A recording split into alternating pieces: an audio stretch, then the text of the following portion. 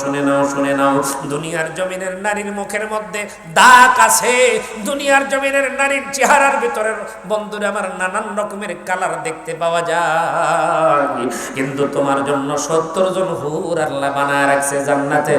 এই দুনিয়ার জমিনের নাখাস্তা মার্কা নারীর দিক না তাকাইয়া তোমার জন্য যেইটা আল্লাহ বরাদ্দ করে রাখছে ওইটার অপেক্ষা করে যদি দুনিয়ার মধ্যে দিনের মধ্যে যদি তুমি চলতে পারো, কাল কিয়ামতের ময়দানে জান্নাত দিয়া ওই 70টা হুর আল্লাহ তোমার নামে বরাদ্দ করে দিবে।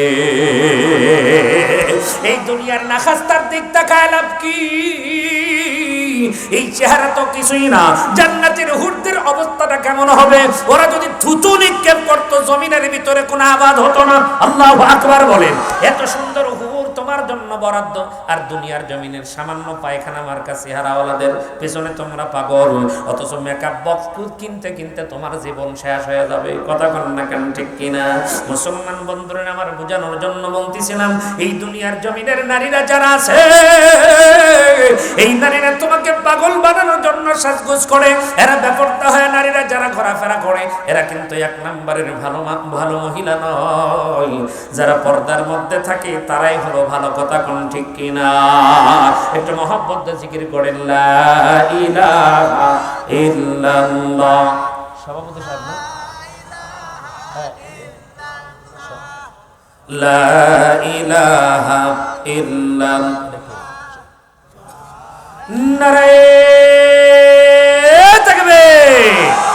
সভাপতি সাহেবের আগমন। লিল্লাহে তাকবীর। আলহামদুলিল্লাহ। মুসলমান, আমি যতটুকু চিনি যতটুকু জানি এই প্রতিষ্ঠানের জন্য তিনি একজন নিবেদিত প্রাণ। কথা কোন ঠিক কিনা? বাজান রে একটু খেয়াল করেন, আমাকে যে টাইম দেওয়া হয়েছে ওই টাইমের বাইরে কিন্তু আমি কথা বলতে পারবো না। ওই টাইমের মধ্যেই আমার সকল কাজ কমপ্লিট করা লাগবে। একটু মনোযোগ লাগান, যেটা বোঝানোর জন্য বলতেছিলাম। বাইজিদ বাস্তামি রাহমাতুল্লাহ আলাইহি মেয়েটাকে ডাকতে বলতেছেন, রে মহিলা, তুমি সুন্দর করে গোসল করে আমার পটলার মধ্যে একটা কাপড় আছে, এই কাপড়টা তুমি পরিধান করবা। আল্লাহর বান্দির হাতের মধ্যে কাপড়টা দিয়ে দিলেন।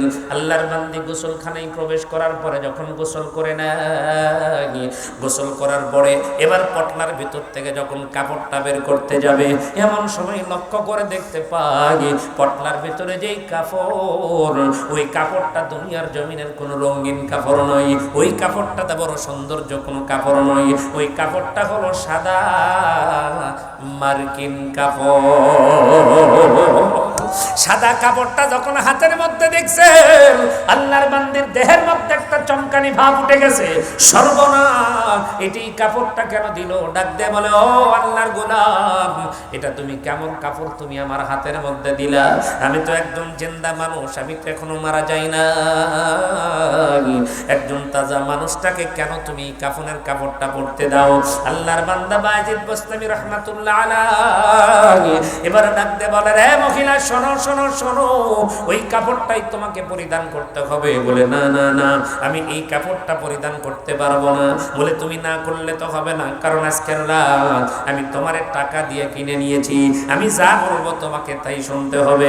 আল্লাহর বান্দি বড় বিপদের মধ্যে পড়ে যায়। হে মুসলমান, আমরা জানা শোনা একজন মানুষ কাপড়ের কাপড় কিন্তু দেহের মধ্যে জড়াইতে চাইবো না, কারণ ওইটা জড়াইতে চাইলেই আমাকে মৃত্যুর কথা স্মরণ হবে। কথা কোন ঠিক কিনা? আল্লাহর বান্দি কাপড়টা পরতেছেন আর তার দেহটা থরথর থরথর করে কাঁপতেছে। আল্লাহর বান্দি যখন বের হয়ে আসলো, বের হয়ে আসার পর বাইজিদ বাস্তামি 2টা জায়নামাজ বিছাইছে। এক জায়নামাজে তিনি দাঁড়াইছেন, আর একটা জায়নামাজে মহিলাকে পেছনে দাঁড় করায় দিছে, কারণ সামনে হলো বাইজিদ বাস্তামি, পিছনের জায়নামাজে হলো আল্লাহর বান্দি। দুইজন পিছনে দাঁড় করায়া দিয়া জায়নামাজের মধ্যে দাঁড়াইয়া আল্লাহর কাছে ডাক দেয়, বলে, মালিক, ও দরদি আল্লাহ, আমি হলাম তোমার গোলাম আর তুমি হলে আমার মালিক। আমি তো হেদায়েত দিতে পারবো না। ইন্নাকা লা তাহদি মান আহবাবতা ওয়ালাকিন্নাল্লাহ ইয়াহদি মান ইয়াশা। আওয়াজ করে আরেকবার বলা যাবে কি? আল্লাহু আকবার। ও মুসলমান আল্লাহর গোলাম, হেদায়েত দেওয়ার মালিক আমিও না, আপনিও না।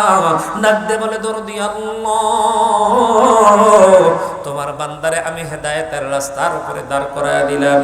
হেদায়েত দেওয়ার মালিক না আমি আল্লাহ না, না না না। আমার কাজ হলো রাস্তায় উঠায়া দেওয়া, আমার কাজ হলো রাস্তা দেখায়া দেওয়া। মাইয়াশা হেদায়েত কাকে দিবে আর কাকে দিবে না সম্পূর্ণ ইচ্ছা কার? আওয়াজ করে জোরে জোরে জোরে বলেন কার? ও মুসলমান আল্লাহর গোলাম, আল্লাহর বান্দা বায়জিদ বোস্তামি সিজদার মধ্যে গিয়ে যখন কান্না করে, এমন করে যখন বলে, আল্লাহর বান্দির অন্তরটা তখন কেঁপে ওঠে। ও বাজার, সঙ্গে সঙ্গে আল্লাহর বান্দি বেহুশ হয়ে পড়ে যায়। ওই জায়গার ভিতরে আল্লাহু আকবার বলে বেহুশ হয়ে গেছে। বায়জিদ বোস্তামি যখন তার হুঁশটা ফিরলেন, হুঁশটা ফেরার পরে ডাকতে বলে, রে বলো বলো বলো, তোমার অন্তরের খবর কি? আল্লাহর বান্দি ডাক দে বলে, হুজুর আপনি আমারে মাফ করে দেন। বলে না, আমার কাছে মাফ চাইও না। বলে আমি যেই পরিমাণ অপরাধ করেছি, যেই পরিমাণ গুনাহ করেছি, এই পরিমাণ গুনাহ থেকে আমি কখনো মাফ পাবো নাকি? এ মুসলমান, আমার আল্লাহ রাব্বুল আলামিন বলে দিয়েছেন, ইল্লা মান তাবা ওয়া আমানা ওয়া আমিলা আমালান সালিহান ফাউলাইকা ইউবাদদিলুল্লাহু সাইয়্যাতিহিম হাসানাত। যখন কোন বান্দা তওবা করে, ঈমানের মধ্যে যখন বান্দা ফিরে আসবে, নেক আমল যখন আল্লাহর বান্দা করবে, আল্লাহ রাব্বুল আলামিন তার গুনাহটাকে নেকি দ্বারা পরিবর্তন করে দেবে। জোরে কন্না সুবহানাল্লাহ। আমি আপনাদেরকে বোঝানোর জন্য বলতেছিলাম, এখন বোঝা থাকলে বলেন তো দেখি। বাহিরের খবর হলো বায়জিদ বোস্তামি দেশ শেষ করে দিল। আসলে শেষ করলো না ভালো করলো? আরো জোরে বললেন, শেষ করলো না ভালো করলো? ঠিক তেমনি করে ওই যে জুনায়েদ বাগদাদী রাহমাতুল্লাহ আলাইহি, আল্লাহর বান্দা, মনে আছে নাকি আপনাদের? ডাক দিয়ে বলতেছেন, চলো চলো চলো, তোমার জায়গার ভিতরে যাব, যেই পোশাক পরে গেলে ভালো হয় ওই পোশাক পরে যাব। ও মুসলমান, ইহুদির পোশাক পরে তার ভিতরে ঢুকে পড়লেন। ঢোকার পরে একজন নয়, দুজন নয়, শত শত মানুষ বসা। একটা চেয়ারের উপরে দেখা যাইতেছে সুন্দর একজন মানুষ বসে আছে, কিন্তু এই মানুষ ঘন্টার পর ঘন্টা চলে যায়, কোনো কথা বলে না। মাঝখান থেকে একদম দাঁড়ায় বলতেছে, ও নেতাজি, আপনি কেন বক্তব্য দেন না? আপনার বক্তব্য শোনার জন্য সকল কিছু বাদ দিয়ে আমরা আপনার কাছে এসেছি, বলেন বলেন বলেন, আপনার বক্তব্য শুনবো। ওই নেতা তখন ডাক দিয়ে কয়, আজকে বক্তব্য হবে না, কারণ এই জায়গার মধ্যে একজন মুসলমান আছে। কয়জন মুসলমান? আর ওরা তো শত শত। এখন আপনারা বলেন, আমরা মুসলমান খুবই কম, কথা কয় না? বাংলাদেশে মুসলমান কম না মুসলমান বেশি? এত মুসলমান, এরপর আমাদের টেনশন বেশি। একজন মুসলমান ওই জায়গার ভিতরে ডাক দেয়া কয়, না ওয়াজ করা যাবে না। বলে কেন ওয়াজ করা যাবে না? বলে একজন মুসলমান আছে, বলে বলেন কে? আমরা তাকে হত্যা করব। বলে খবরদার, তার ধারে কাছে তোমরা কেউ যাবে না, কারণ যেই মানুষটা আছে ওই মানুষটা শুধু আল্লাহর ওলি না, ওই মানুষটা এমন একজন মানুষ 10-12 জন মানুষও তার কাছে কিছুই না, কারণ তিনি একজন পালোয়ান ছিল। জুনায়েদ বাগদাদী রাহমাতুল্লাহ আলাইহি বসা, ডাক দেয়া কয়, শুনে নাও শুনে নাও, তোমরা তারে কিছু বলতে পারবা না, কিছু বলতে পারবা না। বলে কিছু বলবো না, কিন্তু পরিচয়টা দেন। আমরা ওয়াদা দিলাম কিছু বলবো না, সংক্ষেপ করে দিতেছি। এবার বন্ধুরে আবার ডাক দিয়ে কয়, জুনায়েদ বাগদাদী রাহমাতুল্লাহ আলাইহি, জুনায়েদ বাগদাদীকে ডাক দিয়ে বলতেছেন, আপনি কেন এই জায়গায়? এবার জুনায়েদ বাগদাদী রাহমাতুল্লাহ আলাইহি ডাক দিয়ে কয়, ও ইহুদির নেতা, শুনে নাও শুনে নাও, আমি এই জায়গার মধ্যে আসছি তোমাদের সবাইকে আল্লাহর কালেমার দাওয়াত দেওয়ার জন্য। আল্লাহু আকবার বলেন, আল্লাহু আকবার।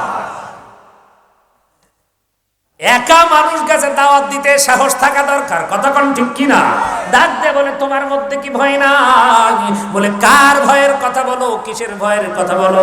দুনিয়ার জমিনের সব শক্তিকে এক জায়গায় করলে আমার আল্লাহর শক্তির কাছে কেউ নেই, কতক্ষণ ঠিক কিনা? ডাক দিয়ে বলে, তোমরা আমার কিছুই করতে পারবে না। এই জায়গার মধ্যে যদি আমার মরণ হয় তাহলে হবে, আর না হলে তুমি আমাকে মৃত্যু দিতে পারবে না, তুমি আমাকে মারতে পারবে না। ডাক দিয়ে বলতেছে, যদি তুমি ঢুকে পড়েইছো, তুমি যখন কালেমার দাওয়াত দিবা, তোমার কালিমার দাওয়াত আমরা গ্রহণ করব, তবে আমার সঙ্গে তোমার বাহাস করতে হবে। বলে কি বাহাস? বলে আমি তোমারে প্রশ্ন করব, এই প্রশ্নের জবাব যদি তুমি দিতে পারো তাহলে তুমি যা বলবে আমি তাই শুনব। কি করবে? বাহাস হবে, প্রশ্ন হবে। জুনায়েদ বাগদাদী রাহমাতুল্লাহ আলাইহি বলে ঠিক আছে, কোনো অসুবিধা নাই। ডাক দিয়ে বলে 3টা প্রশ্ন তোমাকে করব। কি কি প্রশ্ন বলো? বলে 1 নাম্বার প্রশ্ন হলো, জান্নাতের ভিতরে আল্লাহ মানুষদেরকে খাবার খাওয়াবে। কি খাওয়াবে? কি খাওয়াবে? কিন্তু জান্নাতের খাবারের স্বাদ নষ্ট হবে না। সুবহানাল্লাহ। দুনিয়ার জমিনের ভিতরে গোশত খাইতে খাইতে আমার নিজের কথা বলি, এখন আর গোশত ভালো লাগে না। মাহফিলের দাওয়াত অনেকে দিয়ে কয় হুজুর কি খাবেন, কি ব্যবস্থা করব। আমি ফোনে বলি ভাই বেগুন ভর্তা, আলু ভর্তা, একটু মাছের টাকি মাছ ভর্তা, সরসটি এগুলো করলে ভালো। কয় হুজুর ওগুলোকে সামনে দেওয়া যায়। আমি তখন বলি ভাই আপনারা মনে করছেন দেওয়া যায় না, আর আমি এগুলো পাইলেই খুশি হই, কারণ গোশত আর ভালো লাগে না। কারণ প্রতিদিন গোশত, প্রত্যেকটা বাড়িতে গোশত। আমি বুঝানোর জন্য বলতেছিলাম, একই খাবার বারবার খাইলে যেমন স্বাদ আর পাওয়া যায় না, কিন্তু জান্নাতের খাবার তো তা হবে না, তা হবে না।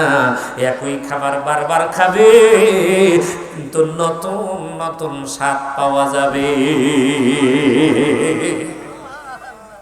ডাক দে বলে, ও জুনাইদ, 1 নাম্বার প্রশ্ন হলো, জান্নাতের ভিতরে মানুষদেরকে আল্লাহ খাবার খাওয়াবে, কিন্তু এত খাবার খাবে কিন্তু খাবারের স্বাদ নষ্ট হবে না কেন?